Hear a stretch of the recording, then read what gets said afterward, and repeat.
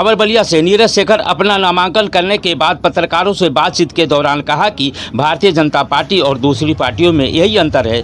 Bharatiya Janata party जो कहती है वो करती है, यह मोदी जी की गारंटी है। भाजपा प्रत्याशी श्री शेखर ने कहा कि मेरे कार्यकाल में अनेकों विकास का कार्य हुए हैं। मैं गिनाने लगूंगा तो विपक्ष के लोगों की मुंह दिखाने का मौका नहीं मिलेगा। उन्होंने कहा कि मेरा एक ही लक्ष्य है, विकास, और सिर्फ बलिया नहीं, पूरे पूर्वांचल का विकास होगा। डबल इंजन की सरकार फिर आने वाली है। आइए सुनते हैं भाजपा लोकसभा प्रत्याशी नीरज शेखर ने क्या कहा।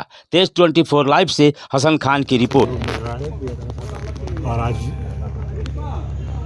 परशुराम जयंती के अवसर पर नामांकन किया, उनको याद करते हुए, परशुराम भगवान को याद करते हुए मुझे पूरी आशा है भगवान हम लोग को आशीर्वाद देंगे, हम लोग की बहुत अच्छी जीत होगी। डिप्टी सीएम ने रैली भी की, प्रचार प्रसार किया है, बलिया का मूड क्या लग रहा है? डिप्टी सीएम आप आए थे, अगर आप लोग रामलीला मैदान में होते तो देखते जनता का उत्साह, जनता की जिस तरह हम लोग को आशीर्वाद दे रही थी। डिप्टी सीएम साहब ने भी अनुरोध किया सबसे कि हम लोग को मोदी जी को तीसरी बार प्रधानमंत्री बनाना है, इसलिए सब लोग भारतीय जनता पार्टी को वोट दें। जनता में किन मुद्दों को लेकर जा रहे हैं?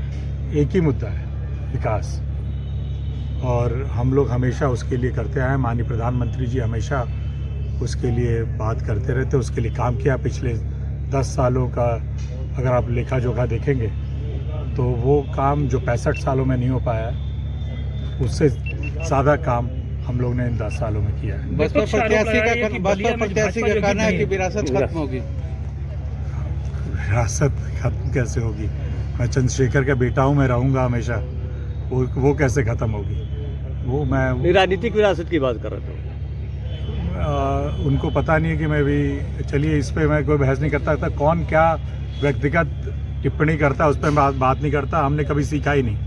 आपका कोई और प्रश्न हो तो बताएं। अगर विपक्ष कह रहा है कि बलिया में जो है भाजपा एकजुट नहीं है, ये विपक्ष कह सकता है। विपक्ष अपने आप को देखे, जो हमारे एनडीए के पार्टनर हैं, हमारे सारे नेता, हमारे सब लोग एक साथ हैं, वो अपने आप को देखें पहले। जो विपक्ष जो कह रहा है, अपने आप अपने बीच की फूट को देखें, फिर हमसे बात करेंगे। नीरज जी, सबसे बड़ा सवाल यह है कि बलिया जिस तरह से पहले से गतिशील नहीं था, लेकिन बीजेपी की सरकार में जब आपके सांसद वीरेंद्र सिंह मस्त हुए तो यहाँ डेवलपमेंट के बड़े बड़े प्रोजेक्ट चालू हुए।